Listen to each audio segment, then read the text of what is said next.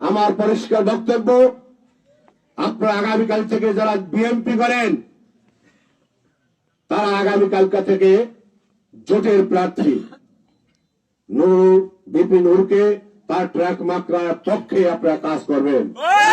27 তারিখের পরে যদি জোটের প্রার্থীর বিপক্ষে কেউ ভোট চান তার কিন্তু আর জীবনে বিএনপি করার অধিকার থাকবে না। যিনি যদি সাহস জুগিয়ে রাজপথে না থাকতেন আজকে বাংলাদেশ জাতীয় দলের চেয়ারম্যান তারেক রহমান বাংলাদেশে তার মায়ের জানাজায় অংশগ্রহণ করতে পারতেন না।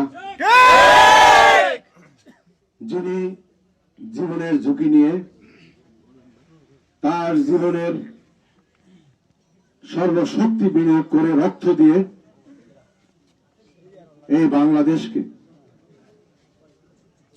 গণতন্ত্রের অধিকার, ভোটের অধিকার, মানুষের অধিকার প্রতিষ্ঠা করেছে। আমি বাংলাদেশ জাতীয় দলের পক্ষ থেকে তাকে ধন্যবাদ জানাই, অভিনন্দন জানাই। আসলে তাকে ধন্যবাদ অভিনন্দন জানাই শেষ করা যাবে না। আমাদের সেই দলের জোটের প্রার্থী সাহসী ব্যক্তি, আমার সন্তান সমতুল্য। আমার সন্তান হয়েছে 1990 আর এই ভিপি নূরের জন্ম 1992।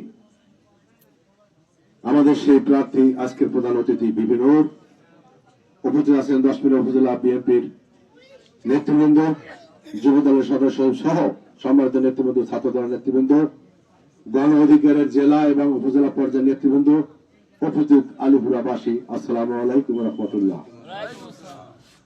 আমাকে দেখে আপনারা অনেকে এখানে দাঁড়িয়ে আমার দিয়ে তাকিয়ে আছেন শানু ভাই আজকে ভিপি নূরের পক্ষে, গণ অধিকারের পক্ষে ভোট চাইতে আসলো। সে কি গণ অধিকার করে?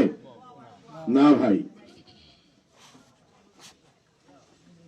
আগামী 12 ফেব্রুয়ারি যে নির্বাচন হবে, ভিপি নূরের জন্ম না হলে কি নির্বাচন হতো? ভিপি নূর আন্দোলন না করলে এই নির্বাচন হতো? হতো না। জোটের পক্ষ থেকে আমাদের ভারপ্রাপ্ত চেয়ারম্যান ছিলেন, এখন চেয়ারম্যান, তার মা মারা যাওয়ার পরে আমাদের দেশনেত্রী বেগম খালেদা জিয়া, জোটের পক্ষে তাকে মনোনয়ন দেওয়া হয়েছে।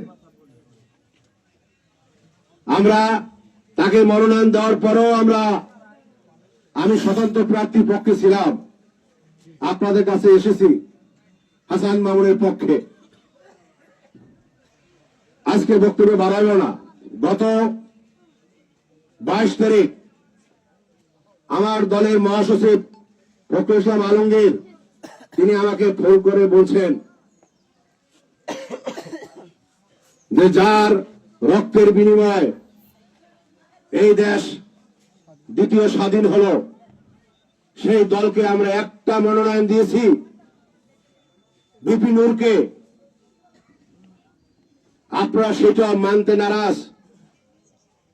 দলের চেয়ারম্যান, দলের প্রতিষ্ঠাতা জিয়াউর রহমানের সন্তান যিনি ভিপি নূরকে আজ 1918 সন থেকে 2018 সন থেকে এই কোঠা আন্দোলন থেকে যারা তারেক রহমান ভিপি নূরকে দিয়ে বাংলাদেশের শেখ হাসিনার বিরুদ্ধে সমস্ত আন্দোলন সংগ্রামে তার সাথে কোঅপারেট ছিল, এই ভিপি নূর সবসময় তারেক রহমানের সাথে যোগাযোগ রেখেছেন। তারে দিয়ে আমরা কোঠা আন্দোলন করাইছি, তারে দিয়ে আমরা এই সরকারকে পতন ঘটিয়েছি।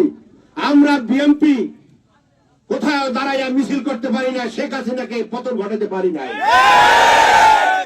যার মাধ্যমে হইল তাকে আপনারা সহ্য করতে পারেন না। তিনি তখন সিলেটে ছিলেন তারেক জিয়ার সাথে। তিনি বললেন আমার সময় নাই, আপনি আগামীকালকে আমাকে তুমি করে সমাধান করছেন মহাসচিব, তুমি আগামীকাল সকাল 9টার সময় ওল্ড ইউএসএসে আমাদের নির্বাচন পরিচালনা কমিটির চেয়ারম্যান, স্থায়ী কমিটির সদস্য নজরুল খানের সাথে দেখা করবেন, তিনি বিস্তারিত আপনাকে বলবেন। আমি তার কাছে সকাল 9টায় গিয়েছি এবং তার সাথে 1 ঘন্টা মিটিং করে তিনি আমাকে বলেছেন এবং হাসান মাহমুদ সম্পর্কে তিনি অনেক ভালো কথা বলেছেন যে তারও দলে অনেক ত্যাগ আছে, তিনি অনেক কিছু করেছেন দলের জন্য, কিন্তু দলের স্বার্থে, দেশের স্বার্থে হাসান মাহমুদ করেছে দলের জন্য, আর বিপিন নূর করছেন বাংলাদেশের জন্য। তাই বাংলাদেশের জন্য আমরা বিপিন নূরকে মনোনয়ন দিয়েছি। হাসান মাহমুদকে এত ভালোবাসি, তিনি কেন এত সিদ্ধান্ত নিলেন, আর আপনারা বা তার পক্ষ কেন করলেন? আমরা বিবেকীয় সাংগঠনিক পাঠিয়েছি, তার সাথে আপনারা ভালো ব্যবহার করেন নাই। আমি তার কথাগুলো মনোযোগ সহকারে শুনে আমি মনে করতেছিলাম যে আমি সবচেয়ে ভুল করেছি আমার এই রাজনৈতিক 35 বছরে। তাই আমি তার বয়স 86 বছর নজরুল ইসলাম খানের আমি বললাম, লিডার আমার মগজ ধোলাই হয়ে গেছে, আমি দুঃখ প্রকাশ করছি এবং ক্ষমা চেয়ে নিচ্ছি। আপনার আমি তারেক রহমানের নির্দেশ, মহাসচিবের নির্দেশ এবং আজকের আপনার এই পরামর্শ নিয়ে আমি এলাকায় যে আমি আমার জোটের প্রার্থীর পক্ষে কাজ করব। বলেন এটা কি আমি ভুল বলতেছি? আমি জমিজুর সভায় দেখা করেছি, ছবি আছে, ভাইরাল হয়েছে। আমার দলীয় নেতারা আমার দালাল বলে, মুনাফিক বলে,